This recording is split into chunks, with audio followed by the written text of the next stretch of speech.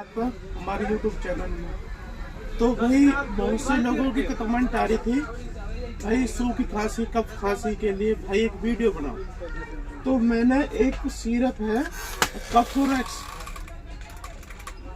Syrup, तो इसके दो ढक्कन सुबह शाम गर्म पानी के साथ लेंगे। कैसी भी खांसी हो, कफ वाली खांसी हो, सूखी खांसी हो, तो सब में आराम करेगी।